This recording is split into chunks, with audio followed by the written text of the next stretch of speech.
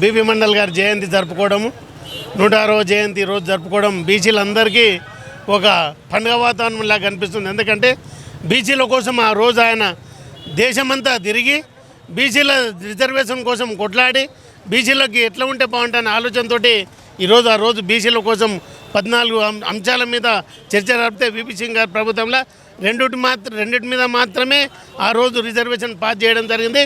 మిగతా చేస్తామని చెప్పి ఈ అగ్రకుర్ణాల వాళ్ళు ఏం చేస్తున్నారంటే ఈ బీసీలను ఓటు బ్యాంకు మాత్రమే వాడుకుంటున్నారు.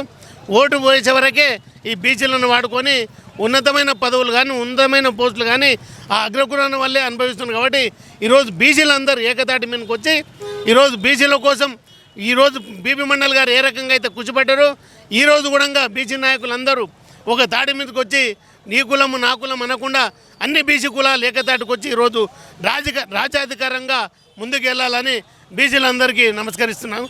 జై బీపీ మండల్. బీసీల ఆరాధ్య దైవమైనటువంటి బీపీ మండల్ గారి 106వ జయంతి సందర్భంగా అందరికీ కూడా బీపీ మండల్ గారి జయంతి ఉత్సవ శుభాకాంక్షలు మరియు వారికి ఘనంగా నివాళులు అర్పిస్తున్నాం. అయితే ఈరోజు ఎక్కడో యాదవ వంశంలో బీహార్ రాష్ట్రంలోని ఒక మారుమూల గ్రామంలో జన్మించినటువంటి బిందేశ్వర్ ప్రసాద్ మండల్ యాదవ్ గారు ఈరోజు భారతదేశంలోనే బీసీలందరికీ కూడా ఒక కులానికి ఒక ప్రాంతానికి అనకుండా బీసీలందరూ కూడా బీసీలలో రిజర్వేషన్లు పోరాటాన్ని ఆ రోజు వీపీ సింగ్ గారి మంత్రివర్గంలో ఆ కార్యక్రమాన్ని పెట్టి ఈరోజు బీసీలందరూ రిజర్వేషన్లు అనుభవిస్తున్నంటే దానికి కారణం బీపీ మండల్ గారు. అలాంటి వ్యక్తి ఈరోజు ఒక యాదవ వంశంలో జన్మించినందుకు నిజంగా యాదవ జాతికి అందరూ కూడా గర్వకారణం.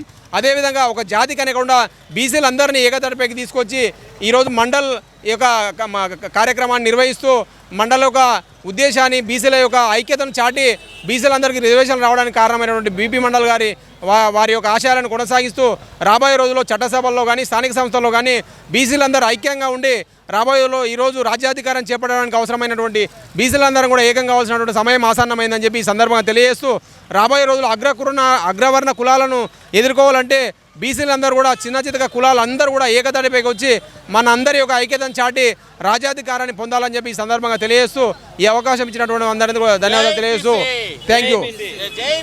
జై